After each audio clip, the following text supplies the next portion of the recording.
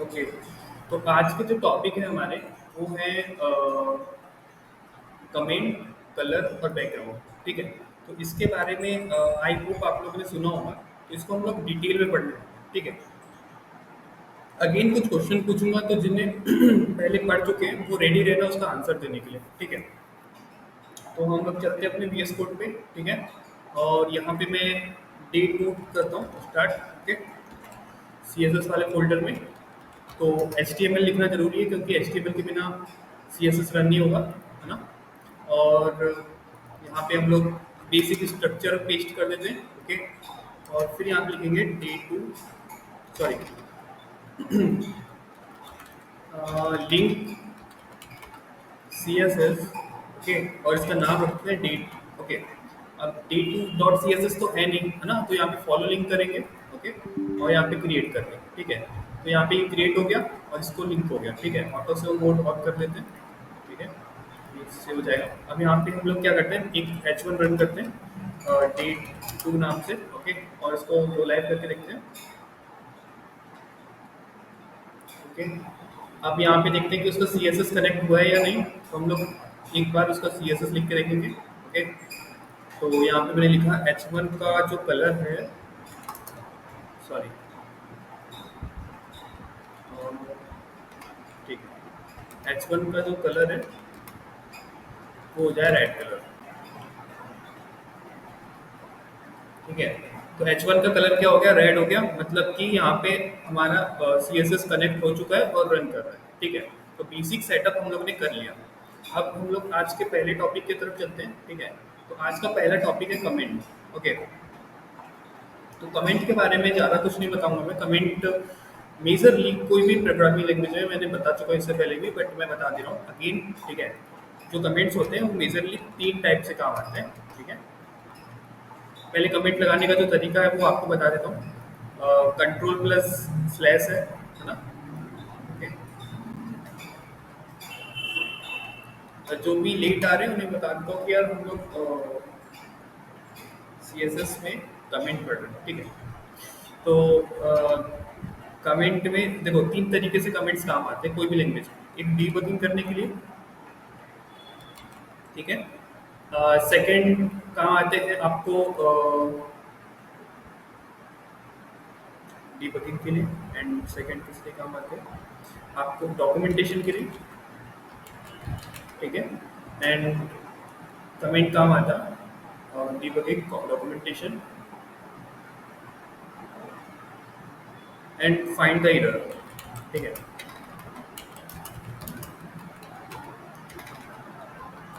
अब एरर और डीबगिंग वाला कॉन्सेप्ट तो अभी आपको समझ में नहीं आएगा, जब हम लोग जावास्क्रिप्ट पढ़ेंगे तब आएगा। ठीक है, बट आप समझ लो कि डॉक्यूमेंटेशन अभी काम आ सकता है। डॉक्यूमेंटेशन कैसे, कि अगर आपको HTML, ठीक है, HTML में आपने यहाँ पे कुछ लिखा है, ठीक है, डे टू, उसके बाद आपने एक पैराग्राफ लिख दिया। पैराग्राफ लिख दिया आपने, मान लो 2000 वर्ड का। ठीक है, 2000 वर्ड का आपने एक पैराग्राफ लिख दिया। अभी पैराग्राफ तो बहुत लंबा है। ठीक है, इसके लिए हमको क्या करना पड़ेगा, लास्ट तक के जाना पड़ेगा। ठीक है, तो यार अगर हम लोग यहाँ पे नीचे पे एक कमेंट लिख देते हैं, ठीक है, कि पैराग्राफ एंड, ठीक है, तो क्या होता है, ये पैराग्राफ शो तो नहीं करता, मतलब ये जो पैराग्राफ एंड लिखे ये आपको सिर्फ सोर्स कोड में शो होगा, इसका जो एक्चुअल आउटपुट है वहाँ पे शो नहीं होगा इसका मतलब, है ना।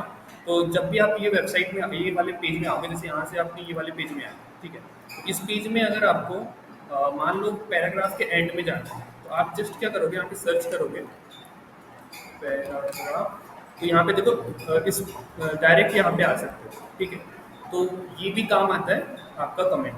ओके, तो एक बार हम लोग इसकी थ्योरी देख लेते हैं, थ्योरी पे क्या बोल रहा है कमेंट्स के बारे में।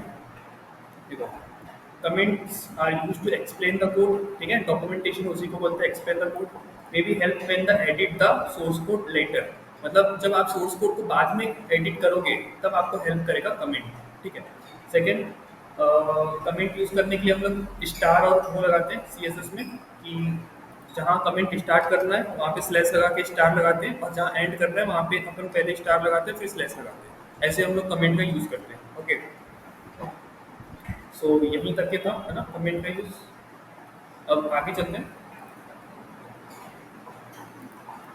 सो हम लोग कलर्स के बारे में देखते हैं, ठीक है, कि कलर्स कितने टाइप से होते हैं और क्या यूज है कलर्स का, ठीक है। तो मेनली जब HTML का कोई भी कलर देते हो, ओके, तो नॉर्मल हम लोग क्या करते हैं कि जैसे रेड कलर दे दिया हमने, ठीक है, रेड कलर दे दिया तो क्या हो सकता है कि मान लो उसका कलर आपको याद था रेड है तो रेड कलर दे दिया। बट आप जानते हो कि रेड के भी बहुत सारे वेरिएंट होते हैं, ठीक है, ग्रीन के भी बहुत सारे वेरिएंट होते हैं, मगर उनका कोई नाम नहीं होता, ठीक है। क्या होता है कि वो दो कलर से मिलकर बने होते हैं। तो मान लो कि आपको ऐसा कोई कलर देना है जो थोड़ा सा रेड भी हो, थोड़ा सा ग्रीन हो और थोड़ा सा ब्लू, ठीक है, मतलब कॉम्बिनेशन से बना हो, ठीक है। तो उसके लिए क्या यूज़ करो, तो ये जो मेन कलर है, ये तीन कलर से मिलकर बना है RGB, ठीक है, रेड ग्रीन ब्लू, ठीक है। कोई भी कलर जो होता है वो तीन कलर से मिलकर बनता है, रेड ग्रीन ब्लू, ठीक है। तो हम लोग चेक करते हैं कैसे हम लोग इसको देते हैं, ठीक है। तो मैं यहाँ पे लिख दे रहा हूँ कलर्स के नीचे, नहीं बाहर ही लिखते हैं। सेकेंड सेकेंड टॉपिक है हमारा कलर्स, ठीक है। कलर्स में मैं लिख दे रहा हूँ कि कलर्स हम लोग चार टाइप से देख सकते हैं, ठीक है।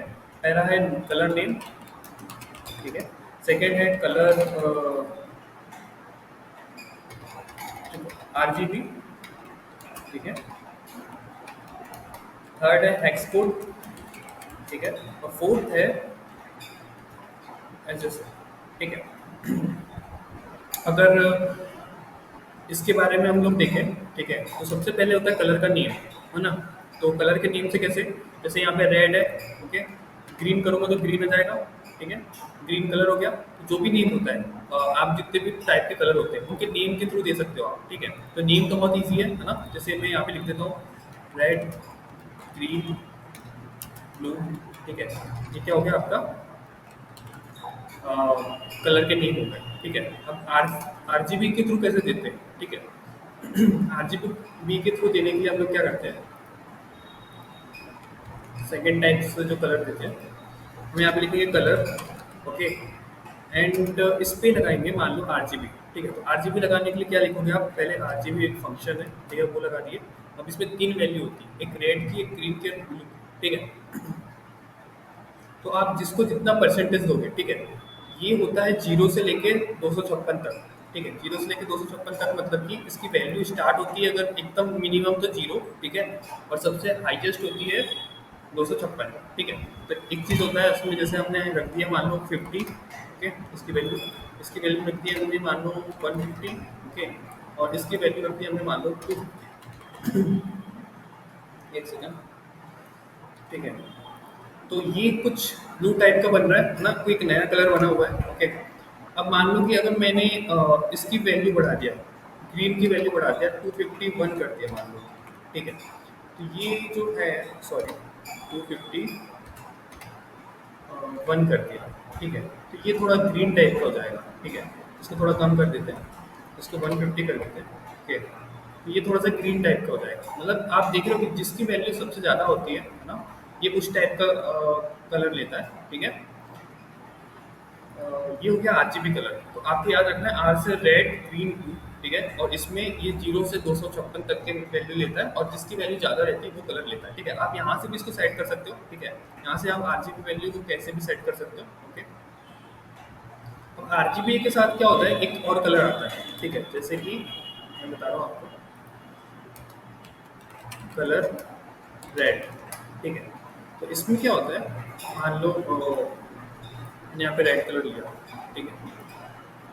इस पे अगर मैंने एक वैल्यू कम कर दिया तो वहाँ पे एक ए जुड़ गया, ठीक है। तो इसमें क्या होता है, वो ओपेसिटी बताता है। ओपेसिटी इन द सेंस कि देखो, अगर इधर पे मैं करूँगा तो कलर एकदम डार्क आएगा, ठीक है, आप देख लो कलर डार्क आ रहा है, ठीक है। अगर मैं इसकी वैल्यू 0 से लेके 1 तक की होती है, ठीक है, 0.5 करता हूँ, ठीक है। RGB के बाद ए लग जाता है, अगर 5 करता हूँ तो देखो ये थोड़ा सा मीडियम आता है, ठीक है। अगर मैंने 0.1 कर दिया, ओके, तो ये बहुत ही ज़्यादा फीका कलर आएगा, ओके, और विजिबल भी नहीं होगा। बट इसकी वैल्यू अगर आप 0.9 करते हो, ठीक है, वो डार्क हो जाएगा, और अगर इसकी वैल्यू आपने 1 कर दिया तो ये पूरा ही डार्क हो जाता है, ठीक है। तो ये आपके कलर की ओपेसिटी बताने के लिए होता है कि आपको कितना डार्क लेना है, कितना लाइट लेना है, ठीक है। तो इसके लिए भी हम लोग RGB A का यूज़ करते हैं, ओके। आगे चलते हैं। RGB हो गया, ठीक है, RGB A भी हो गया, RGB A भी हो गया, ओके। उसके बाद हेक्स कोड, ठीक है। सबसे ज़्यादा जो यूज़ होता है वो हेक्स कोड होता है, ठीक है। अब मैं इसका एक ट्रिक भी बता रहा हूँ, ठीक है। मान लो कोई वेबसाइट है, पहले हेक्स कोड क्या होता है वो पहले देख लेते हैं, उसके बाद फिर मैं उसका ट्रिक बताऊँगा, ओके। कि किसी भी वेबसाइट का हम लोग को कलर कैसे पता करते हैं, ठीक है, और फॉन्ट भी कैसे पता करते हैं। सबसे पहले मैंने इस पे एक कलर डाला, ठीक है। तो हर एक कलर के बाजू में देखो एक कोड लिखा है, ठीक है, और इसी को हेक्स कोड बोलते हैं, ठीक है। तो ये बनता है हेक्साडेसिमल से। हेक्साडेसिमल मतलब कि जैसे हम लोग जिसमें 10 को ए लिखते हैं, ठीक है। आपने बाइनरी, ऑक्टेल, डेसिमल और हेक्साडेसिमल ये चार टाइप का नंबर सिस्टम पढ़ा होगा। तो हेक्साडेसिमल में क्या होता है, 10 से लेके 16 तक के जो भी नंबर आते हैं, जैसे 10 को हम लोग ए लिखते हैं, ठीक है, 11 को बी लिखते हैं, ऐसे करके 16 तक के हम लोग क्या करते हैं, ABCD से किसी भी नंबर को बताते हैं, ठीक है। वही हेक्साडेसिमल है, ठीक है। तो यहाँ पे एफ लिखा है, एफ मतलब होगा 16, ठीक है, और जीरो मतलब जीरो, ठीक है। तो यहाँ पे आप क्या कर सकते हो, कोई भी कॉम्बिनेशन 6 डिजिट का, जिसमें कि आपका ए से लेके एफ तक के कैरेक्टर होंगे, ओके, और 0 से लेके 9 तक के आपके क्या होंगे, अल्फा न्यूमेरिकल होंगे। इन दोनों के कॉम्बिनेशन से जो भी कोड बनेगा, ठीक है, वो हेक्स कोड कहलाता है, ठीक है। अब किसी भी इनका कॉम्बिनेशन आप जब भी यूज करोगे तो कोई भी कलर बन सकता है, ठीक है। ऐसा जरूरी नहीं कि कोई सा भी कलर होगा, ठीक है। बट मैं बता रहा हूँ कि आपको उसमें एक ट्रिक होती है, जो फर्स्ट दो डिजिट है, ठीक है, वो बताते हैं रेड को, ठीक है। जैसे मैंने एफ एफ किया, तो एक सेकेंड इसमें हैश लगाते हैं, ठीक है। एफ एफ किया, ये रेड हो गया, ठीक है। फिर मैंने जीरो जीरो किया, ठीक है, तो ये हो गया आपका ग्रीन, ओके। और मैंने फिर एक एक कर दिया, ठीक है, 6 डिजिट होना चाहिए, ठीक है। तो ये हो गया आपका, सॉरी सॉरी सॉरी, ठीक है। सबसे शुरू वाला हो गया आपका रेड, ठीक है। फिर सेकंड के दो डिजिट हो गए आपके ग्रीन, और लास्ट के दो डिजिट हो गए आपके ब्लू, ठीक है। इनके कॉम्बिनेशन से जो बना हुआ है ये कहलाएगा हेक्स कोड, ओके। अब आप कोई भी नंबर और डिजिट का कॉम्बिनेशन ले सकते हो, ठीक है। जैसे आपने 1 4 3 A B C, ठीक है, ये ज़्यादा नंबर हो गए, हम कम कर देते हैं। कि मैंने कोई भी रैंडम नंबर लिया, उसका कॉम्बिनेशन बन रहा है, ठीक है। अब यहाँ पे देखो, जो पहला अक्षर होता है ना, वो डिफाइन करता है कि ये रेड की तरफ जाएगा या ब्लू की तरफ, ठीक है। जहाँ भी हम लोग एफ यूज़ करेंगे वो उस टाइप का होगा, ठीक है। अभी ये रेड की तरफ इसलिए जा रहा है क्योंकि हमने शुरू में एफ यूज़ किया है, ठीक है। अगर हम लोग मान लो कि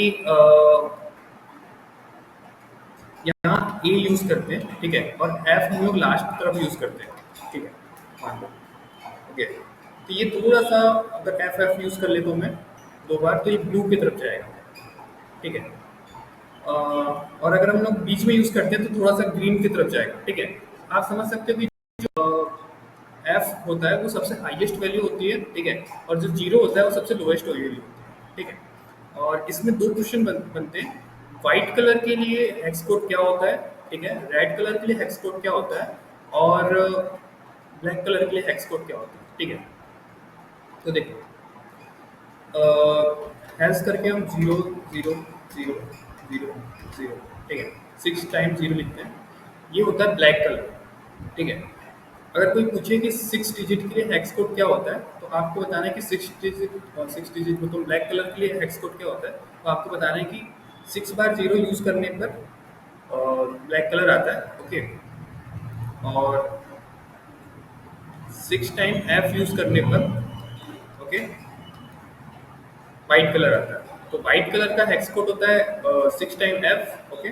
और ब्लैक कलर का होता है 6 टाइम 0, ठीक है। एंड रेड कलर का होता है एफ एफ 0 0 0 0, ठीक है। तो देखो, आपने रेड का सबसे ज़्यादा कर दिया और बाकी सबको जीरो कर दिया, तो ऑब्वियसली वो रेड हो जाएगा, ठीक है। अगर आपने ब्लू करना है तो आप क्या करोगे, ये दोनों को 0 0 करोगे, ठीक है, और लास्ट वाले को आप क्या कर दोगे, एफ एफ कर दोगे, ओके, ठीक है, वो ब्लू हो गया। और अगर ग्रीन करना है तो आप बीच वाले को एफ एफ करोगे, ठीक है, और बाकी से 0 0 कर दोगे, ठीक है। तो ये ग्रीन हो गया। तो इस टाइप से वर्क करता है। अब मैं जो बता रहा था कि आपको किसी भी वेबसाइट का अगर कोड पता करना है कि इसका कलर कौन सा यूज़ हो रहा है, ठीक है, तो सबसे पहले आपको एक एक्सटेंशन इंस्टॉल करना है अपने इसमें, ठीक है, उसका नाम है कलर पिकर, ठीक है, कलर पिकर एक्सटेंशन सर्च करना है, ठीक है, ये पहले ही सजेस्ट कर देगा, ठीक है, ये वाला नहीं है, एक सेकेंड, ये वाला है, आई प्रॉपर,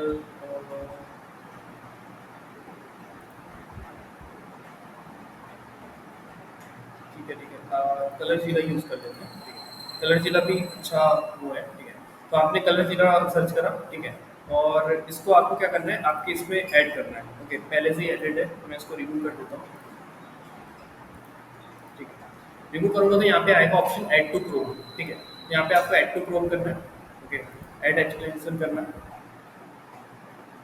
ओके, वो डाउनलोड हो जाएगा, ठीक है, आप अपने एक्सटेंशन पे जाके देखोगे, यहाँ से आपको सारे एक्सटेंशन पता चल जाते हैं, उसको आप पिन कर दोगे तो क्या हो जाएगा, वो यहाँ पे शो होने लगेगा, यहाँ पे देखो एक ड्रॉप बॉक्स के जैसे कुछ शो हो रहा है, ठीक है, अब आप कोई भी वेबसाइट खोलते हो, ठीक है, आपने नेटफ्लिक्स की वेबसाइट खोल दी, ठीक है, अब यहाँ से आपको कलर कोड उठाना है कि इसका कलर क्या है, ठीक है, यहाँ पे जो, चलो यहाँ पे ज़्यादा कलर यूज़ हुआ नहीं है, हम लोग कोई दूसरी वेबसाइट देखते हैं जिस पे कलर यूज़ हुआ है, अ, हम कनेक्ट शिक्षा की वेबसाइट देखते हैं, ठीक है, इस पर हम लोग ने मल्टीपल कलर का यूज़ किया, तो ठीक है, यहाँ पे आपको अलग अलग जगह से कलर कोड उठाना है, ठीक है, तो कलर कैसे उठा सकते हो आप, कलर उठाना इन द सेंस कि पता करना है कि कौन सा कलर यूज़ हो, आपको यहाँ पे जाना है, ठीक है, और यहाँ पे जैसे आप क्लिक करोगे ये एक्टिवेट हो जाएगा, आप जिस पे भी ले जाओगे उसका कलर कोड शो होगा, ठीक है, जैसे मैं यहाँ पे हूँ तो ऊपर देखोगे आप कि उसका आरजीबी भी शो हो रहा है और हेक्स कोड भी शो हो रहा है, ठीक है, मान लो मैंने यहाँ पे रखा है इसको, ठीक है, यहाँ तो ब्लैक कलर आ रहा है, ओके, सेकंड देखो यहाँ पे इसका ग्रीन कलर आ गया, ओके, अगर मैं यहाँ पे शो करूँ तो यहाँ पे इसका रेड कलर आ गया, रेड कलर में इसका हेक्स कोड बता रहा है कि क्या कलर है, ठीक है, अगेन हमने और कहीं यूज़ किया, मान लो यहाँ पे यूज़ किया तो इसका भी हेक्स कोड पता चल रहा है कि इसमें हमने कौन सा कलर यूज़ किया, ठीक है, तो अब कलर कैसे उठाएंगे, जैसे मान लो मुझे इसका जो बैकग्राउंड कलर है वो उठाना है, ठीक है, तो यहाँ पे आ गया, उसमें मैंने क्लिक किया, तो देखो वो कलर जो है वो कॉपी हो गया, ठीक है, अगर मैं यहाँ पे चेक करता हूँ तो यहाँ पे देखो वो कलर कोड उसका कॉपी है मेरे पास, है ना, क्लिपबोर्ड पे, अब मैं यूज़ करना चाहता हूँ, ठीक है, तो मैं क्या करता हूँ, मान लो मैं वीएस कोड पे चलता हूँ, एक बॉक्स बनाता हूँ, ओके, और यहाँ से हम लोग इसको, ठीक है, यहाँ पे हम लोग डिव टैग लेते हैं, ठीक है, और इस डिव में मैं एक H2 लेता हूँ, ठीक है, और यहाँ पे मैं लिखता हूँ कलर कोड, ठीक है, एंड इसका आउटपुट कैसे आ रहा है देखिए एक बार, ठीक है, इस पे थोड़ी सी स्टाइलिंग दे देते हैं, जैसे डिव को सिलेक्ट करके मैं यहाँ पे डिव सिलेक्ट कर लिया, ओके, उस पर थोड़ा सा बॉर्डर दे दिया, ओके, बॉर्डर मैंने लिखा 2 पिक्सल सॉलिड ब्लैक कलर का, ओके, एंड इसमें बॉर्डर रेडियस दे दिए थोड़ा सा, मान लो हमने दे दिया बॉर्डर रेडियस ना 20 पिक्सल, ठीक है, और जो इसके अंदर टेक्स्ट है उसको सेंटर में कर दिया हमने, ठीक है, अब इसके जो बैकग्राउंड का कलर है, ठीक है, वो मैं रखना चाहता हूँ जो मैंने कलर कोड कॉपी किया है, ठीक है, तो मैं इस पर कर देता हूँ बैकग्राउंड कलर, ओके, और बैकग्राउंड कलर हम लोग ने जो कॉपी किया था वहाँ से वो रख देते हैं, ठीक है, तो ये एग्जैक्ट वही कलर है जो मैंने यूज़ किया है, ओके, और इसका हम लोग मान लो ये यूज़ कर रहे हैं, जो फॉन्ट है उसका कलर वाइट यूज़ कर लेते हैं, ठीक है, एक सेकेंड, ओके, तो आप देख सकते हो कि ये एग्जैक्ट वही है, उसी टाइप से कुछ डिज़ाइन बन के जिस टाइप से यहाँ पर है, ठीक है, इस टाइप से, ओके, तो किसी भी वेबसाइट से अगर आपको कलर उठाना है, पिक करना है, ठीक है, तो आप कैसे पिक करोगे, आपको एक एक्सटेंशन इंस्टॉल करना है जिसका नाम है कलर जीला, ओके, उसको फिर आपको अपने जो भी डेस्कटॉप है उसमें पिन कर लेना है, ओके, और जब भी आपको यूज़ करना है, ठीक है, तो आप जस्ट उसमें क्लिक करोगे, ओके, और कोई भी वेबसाइट पहले ओपन कर लो जिससे आपको पिक करना है, ठीक है, वो वेबसाइट ओपन करने के बाद आपको क्या करना है, जस्ट उस पर क्लिक करना है, ओके, और फिर जहाँ पे भी आप क्लिक करोगे वो कलर कोड वहाँ पे सिलेक्ट होने लगेगा, ठीक है। और आप जैसे ही क्लिक करोगे वो आपके पास जो कलर कोड है वो कॉपी हो जाएगा, ओके। और फिर जब आप अपने कोड पर आओगे और उसको यूज़ करना चाहोगे तो हेक्स कोड की मदद से आप क्या कर सकते हो, उसको यूज़ कर सकते हो। और ये 6 से कॉम्बिनेशन से बना हुआ है, ठीक है। और अगर आप आउटपुट देखोगे ये रेड कलर लग गया जो नेटफ्लिक्स के उसमें लगा हुआ था, ठीक है। तो आई होप आपको समझ में आया होगा कैसे इसको यूज़ करना है ना, ठीक है। लास्ट है एस सी एल, ठीक है। एस सी एल ज़्यादा यूज़ नहीं होता, इसका नाम, इसका जो फुल फॉर्म होता है वो होता है ह्यू, सिचुएशन और लाइटनेस, ठीक है। मैं इसको थ्योरी के रूप में बता देता हूँ, ठीक है। तो अगर हम लोग कलर्स देखें तो कलर्स हमारे आरजीबी, एक्स कलर, एससीएल और कलर्स का नेम होते हैं। कलर्स के नेम ऑरेंज, ठीक है, वॉयलेट, ग्रीन, ठीक है, लाइट ग्रे, इस टाइप से होते हैं जिसमें आप सिंपली कलर का नेम लिखते हो और यूज़ करते हो, ठीक है। तो कलर नेम तो बहुत ईजी है। आरजीबी हमने देख लिया, आरजीबी में 3 वैल्यू है, रेड, ग्रीन, ग्रीन और ब्लू, ठीक है। ये सबसे कम होता है आपका 0 और सबसे हाईएस्ट होता है 256, ठीक है, 55, सॉरी 55 बोल रहा था, 55। ओके, अगर मैं तीनों को 255 कर दिया तो वो वाइट हो जाएगा, और तीनों को अगर मैंने जीरो कर दिया, ठीक है, तो वो ब्लैक हो जाएगा, ठीक। उसके बाद हेक्स कलर, हेक्स कलर में तीन कलर, तीन चीज़ से मिलकर बना होता है, एक तो 00 या FF, ठीक है। सबसे ज़्यादा जो यूज़ होता है वो हेक्स कोड ही होता है, क्योंकि इसमें जो कोड होता है, जो कंप्यूटर होता है वो बहुत आसानी से समझ जाता है कि इसको कौन सा कलर यूज़ करना है, ओके। तो सबसे कम अगर मैं 00 लिखूँ, ठीक है, तो ये आपका ब्लैक कलर होगा, और सबसे हाईएस्ट अगर मैं FF कर दूँ, ठीक है, तो ये आपका ब्लू कलर होगा, ठीक है। और फिर आखिरी में एस आता है, ठीक है। इसमें भी 3 पॉइंट होते हैं, एस आप लिखते हो जस्ट, ठीक है। और पहले पहले वैल्यू को आप ऐसे लिखते हो और दो वैल्यू को आप परसेंटेज में लिखते हो। पहला ए होता है, ठीक है। इसमें होता है आपका, मान लो कोई कलर है उसको अलग अलग तरीके से, आप जैसे फोटोशॉप का यूज़ किया होगा तो आपने ये देखा होगा, ठीक है। या फिर आपके फ़ोन में जो फिल्टर होता है वो इसी टाइप से होता है, ठीक है। सेचुरेशन, और ये लाइटनेस, लाइटनेस मतलब अगर 100% करेंगे तो पूरा लाइट हो जाएगा, और कम करेंगे तो डार्क होने लगेगा, ठीक है। लाइटनेस का वही काम है, डार्क या लाइट करना, ओके। सिचुएशन का काम है आपको अलग अलग तरीके से, सिचुएशन का काम है आपको अलग अलग मोड पर उसको बताना है कि यार इसका किस टाइप से होता है, ठीक है।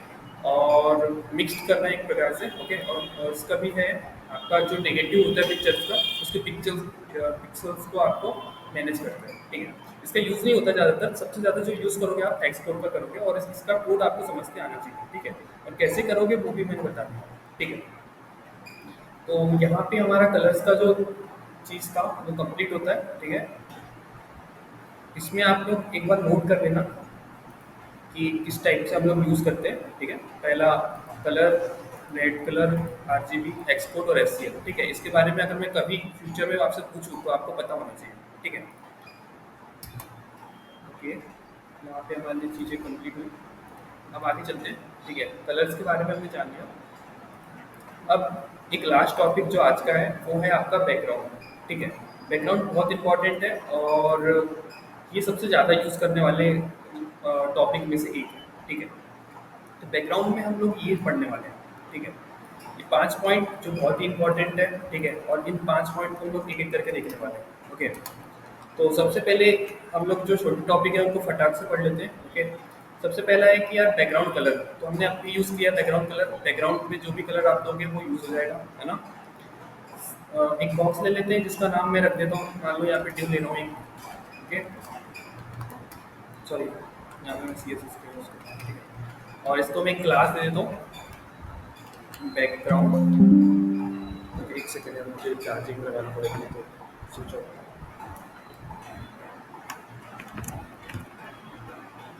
ठीक है,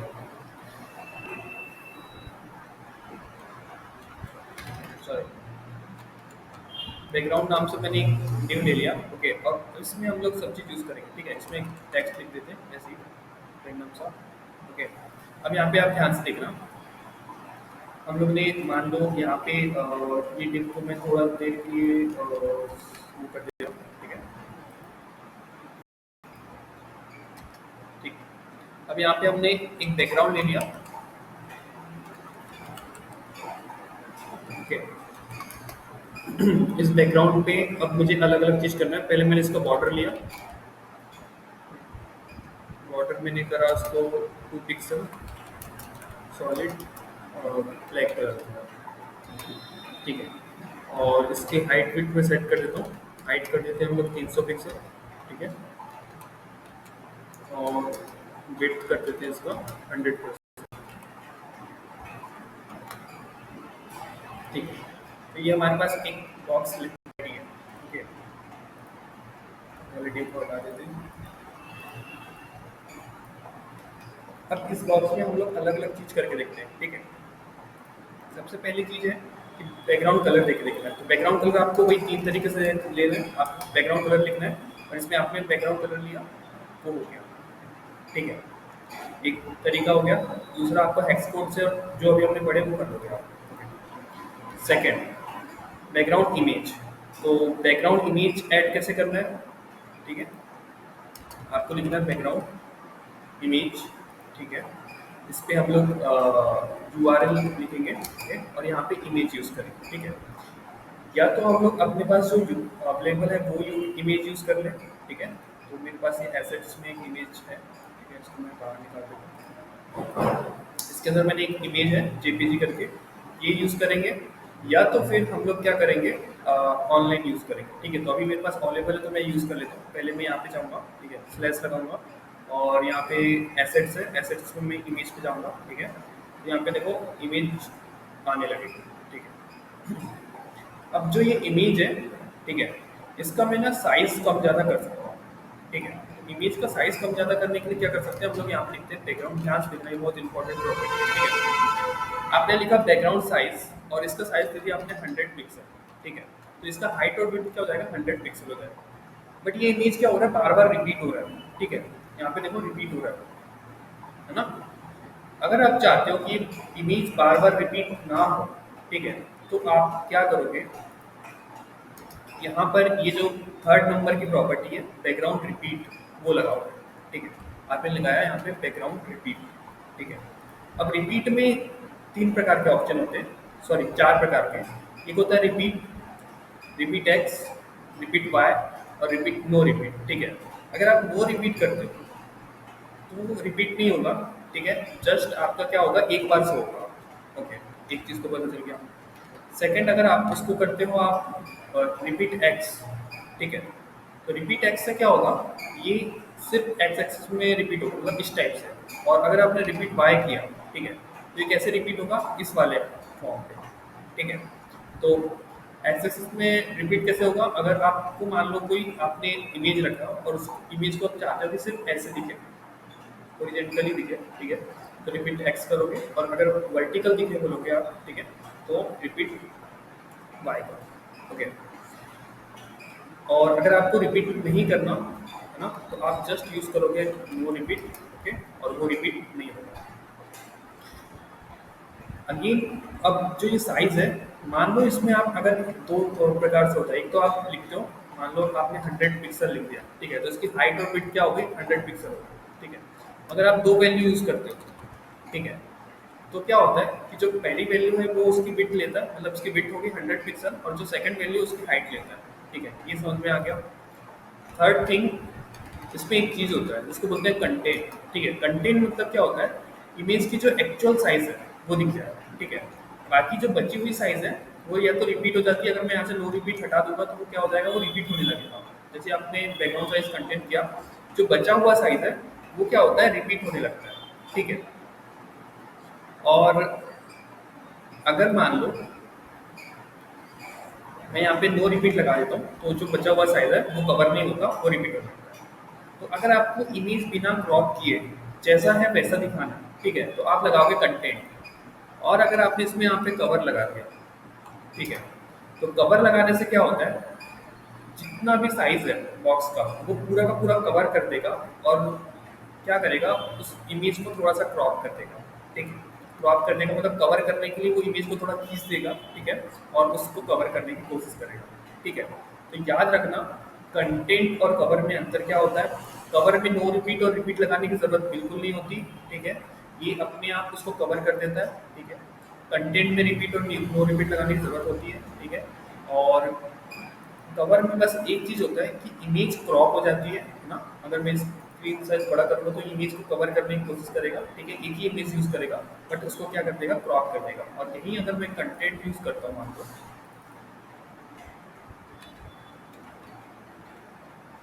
ठीक है। तो ये इमेज को क्रॉप नहीं करेगा, जितनी बड़ी इमेज है उतना बड़ा यूज़ करेगा, मगर जो बचा हुआ पार्ट है उसमें उस इमेज को रिपीट करने की कोशिश करेगा, ठीक है।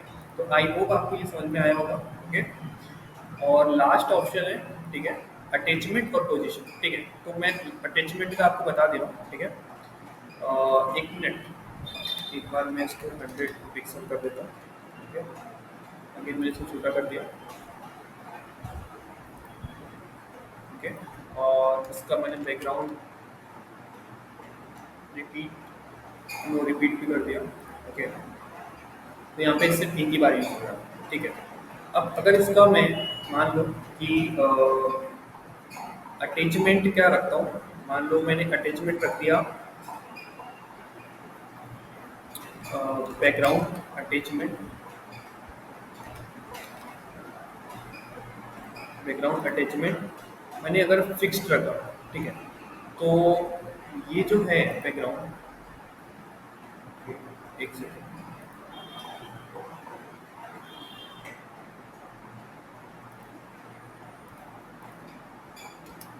एक सेकेंड, गायब हो गया।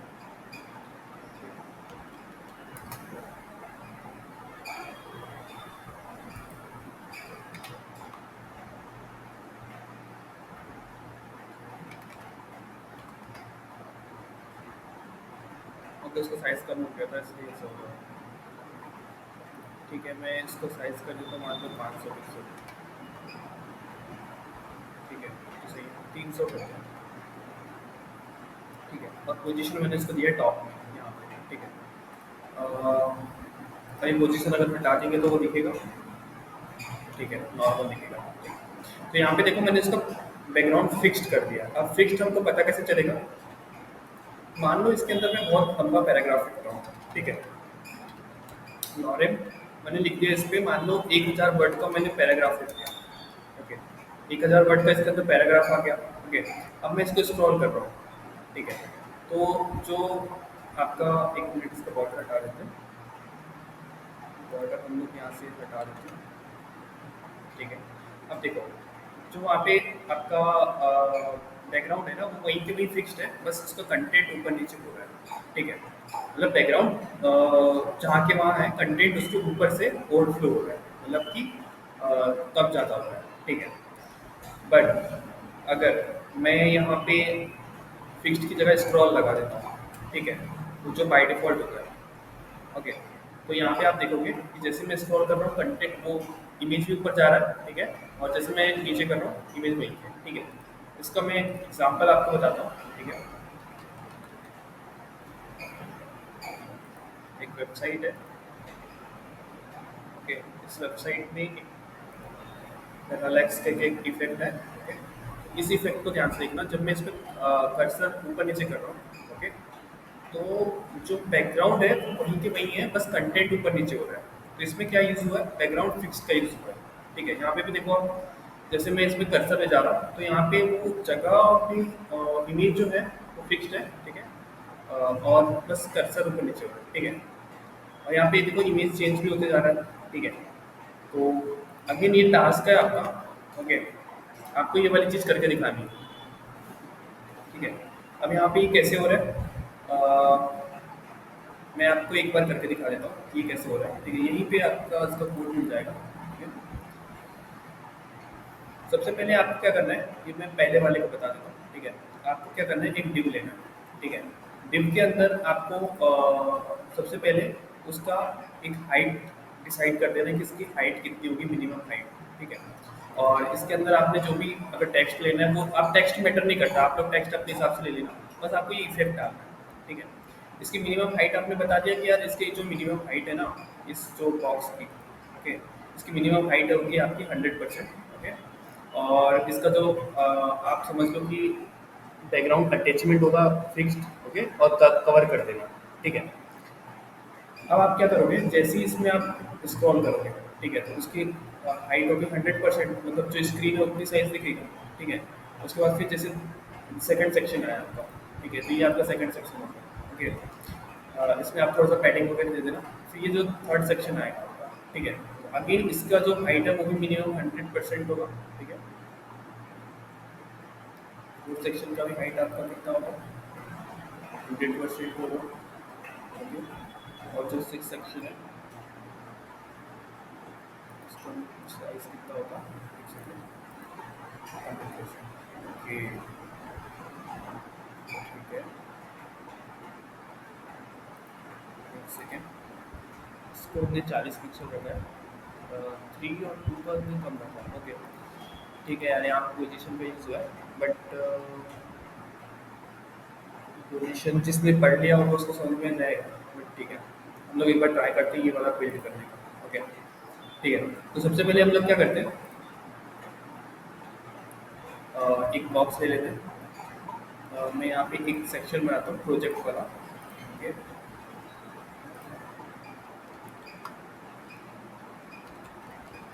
प्रोजेक्ट सेक्शन बनाते हैं। ठीक है, और इस पे एक HTML इंडेक्स करके लिख लेते हैं, या फिर इस प्रोजेक्ट का नाम लिख लेते हैं। इस प्रोजेक्ट का नाम है हमारा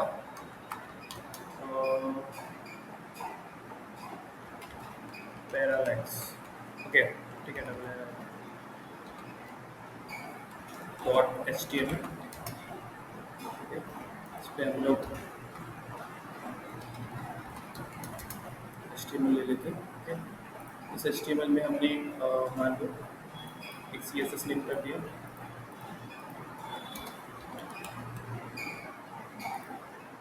ठीक है, और इसका नाम रख लेते हैं पैरालैक्स CSS। ठीक है, इसको हम लोग क्रिएट कर लेते हैं। ठीक है, अब यहाँ पे क्या करना है हमको, सबसे पहले एक div टैग लेना है। ओके, और इस div टैग में हमको यूज़ करना है, एक टेक्स्ट यूज़ कर लेते हैं, एक हेडिंग section 1 कह के। ओके, ठीक है, और फिर हम लोग यहाँ पे इसको इसको क्लास भी दे देते हैं, सेक्शन, ठीक है, 1। ओके, उसके बाद फिर हम लोग एक और div टैग यूज़ करते हैं। ठीक है, यहाँ पे लिखते हैं इसको section 2।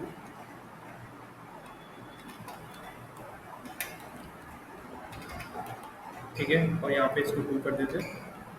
ठीक है, और फिर एक और ले लेते हैं section 3। इसी 1 को एक बार रिपीट कर देंगे तो 3 बन जाएगा। ठीक है, क्योंकि हमको तीसरा वाला इमेज के रूप में लेना है। ठीक है, और इसी 2 को अपन एक बार रिपीट कर देंगे तो वो 2 बन जाएगा। ठीक, अब चलते हैं, 1 2 1 2 करके कर दिया। ओके, एक बार देख लेते हैं इसका आउटपुट कैसा आ रहा है। ओके, एक सेकेंड,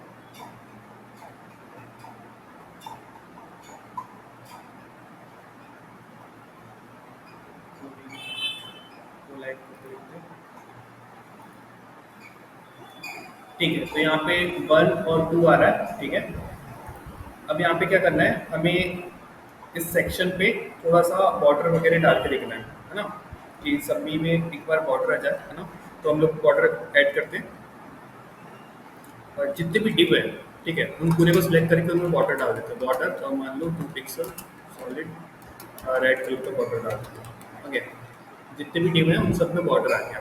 ओके, अब यहाँ पे हम लोग सेक्शन वाइज सिलेक्ट करते हैं, है ना, और सब में जो टेक्स्ट है वो सेंटर में आ जाए। टेक्स्ट अलाइन सेंटर कर देते हैं। ओके, सब सेंटर पे आ गया। एक साथ लगाना है तो हम लोग यहाँ पे स्टार भी लगा सकते हैं। ठीक है, स्टार भी लगाएंगे तो सब में हो जाएगा, मगर उस पर भी जाएगा, सॉरी डिव पे ही लगाना है। ठीक है, अब क्या करते हैं, मान लो कि सेक्शन 1। ओके, सेक्शन 1 पे हम लोग स्टाइलिंग शुरू करते हैं। ओके, उस पर हमने लगाया बैकग्राउंड इमेज। ओके, इमेज में हमने यूज़ किया URL। ठीक है, और URL में हमने यूज़ किया स्लैश एसेट्स, और इसमें टैग इमेज। ठीक है, ये यूज़ कर लिया, और उसके बाद हमने उस पर बोला कि यार बैकग्राउंड साइज हो जाए आपका कवर।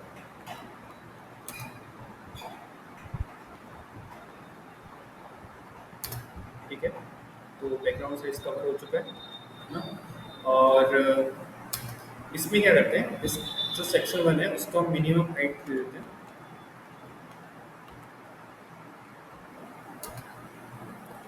100%। ठीक है, इसकी जो मिनिमम हाइट है वो 100% कर देते हैं। ओके, अब हमको क्या करना है, इसको ऊपर और नीचे से थोड़ा सा पैडिंग वगैरह देना है। ठीक है, तो इसकी जो हाइट है, अभी हाइट कर देते हैं हम लोग इसका 100 ph कर देते हैं। ये ph भी ज़्यादा हो जाएगा। एक सेकंड, हाइट करने के पहले मैं इसका बैकग्राउंड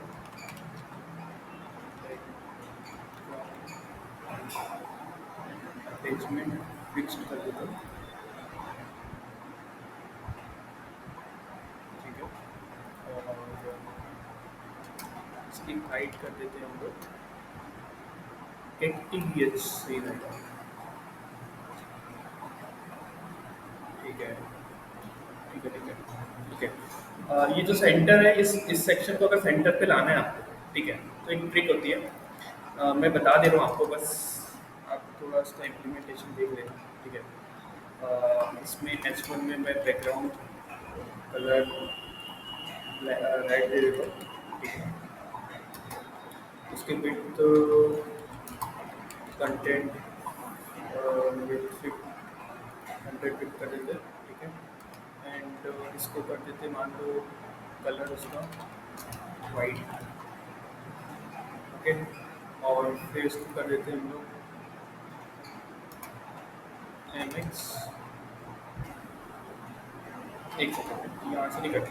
देखो, अभी हमने सिर्फ इसकी बैकग्राउंड कलर उसका हाइट विड्थ दिया। ठीक है, अगर इसको हम यहाँ पे सेंटर पे लाना है, एकदम बीचों बीच में लाना है, तो उसके लिए एक ट्रिक होती है जो मैं यहाँ पे लगा रहा हूँ। Sorry, display flags. ओके, हम लोग जब बाद में डिस्प्ले फ्लैग्स पढ़ेंगे तो आपको बताऊंगा कैसे करना है। Justify content centre.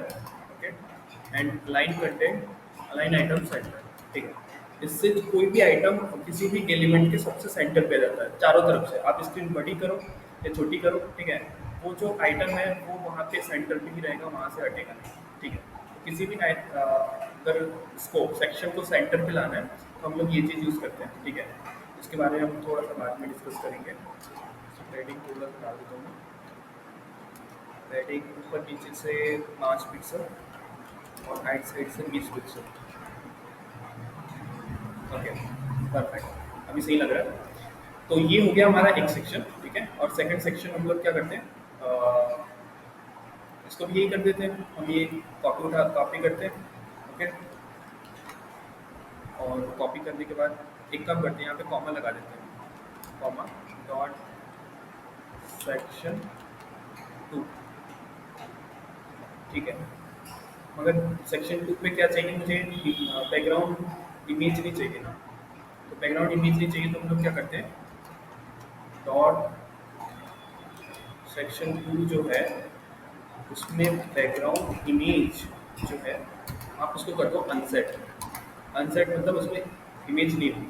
देखो 1 2 3 4। ठीक है, इस पर मैं लिख देता हूँ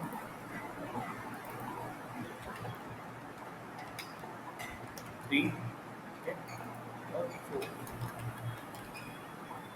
ओके, तो यहाँ पे हम देख सकते हैं section 1, section 2, section 3 and 6 section 4। Okay, तो आपको भी सेम इसी टाइप से डिज़ाइन करना है। ठीक है, 1 को स्क्रॉल करने पे बैकग्राउंड अटैच्ड होना चाहिए, तो ये स्क्रॉल करने पे ऐसे हो जाना चाहिए। ठीक है, फिर सेकंड को अटैच करने पे ऐसे होगा। ठीक है, कवर पूरा। ठीक है, और यहाँ पे आप कंटेंट डाल सकते हो या फिर दूसरी बैकग्राउंड इमेज डाल सकते हो, फिर थर्ड। ठीक है, तो बन जाएगा आप लोगों से इस टाइप से। ठीक है, आपका टास्क भी यही है। ठीक है, इस टाइप से आपको सेक्शन बना के कंप्लीट करके डालना है। ओके, अभी किसी का कुछ क्वेश्चन होगा या कुछ पूछना होगा तो बता सकते हो, नहीं तो हमारा आज का जो भी टास्क है वो कंप्लीट हो, मतलब आज का जो टॉपिक है वो कंप्लीट हो। ठीक है, तो बैकग्राउंड यहाँ पे हमारे पास अच्छा बैकग्राउंड पोजीशन बच गया। पोजीशन हम लोग कल देख लेंगे। ठीक है, आज के लिए हम लोग इतने ही रखते हैं, है ना। तो एक सेकंड में इसमें टिक लगा देता हूँ। ठीक है, तो मैं आपको अगेन एक बार और चीज़ें बता देता हूँ। ठीक है, सबसे पहले आपको कहाँ गया हमारा, आज जो पढ़े हमने वो एक बार रिवाइज कर देते हैं। ठीक है, सबसे पहले आपने कलर के बारे में देखा, कलर कितने टाइप से होता है, 4 टाइप से होता है। ठीक है, आपको लिख लेना चाहिए, कलर 4 टाइप से यूज़ करते हैं। कलर का नील, कलर का RGB, ठीक है, एक्सपोर्ट और एससीएल, ठीक है। उसके बाद फिर हमने देखा कि बैकग्राउंड कैसे होता है, बैकग्राउंड का कलर, बैकग्राउंड की इमेज कैसे यूज़ करते हैं, रिपीट कैसे यूज़ करते हैं, बैकग्राउंड का साइज़ कैसे यूज़ करते हैं, कवर और कंटेंट से क्या होता है, ठीक है। और अटैचमेंट के बारे में कि फिक्स्ड क्या होता है, स्क्रॉल क्या होता है, ठीक है। अगर मैं यहाँ पे बैकग्राउंड फिक्स्ड कर देता हूँ, कहाँ है, यहाँ पे, ठीक है।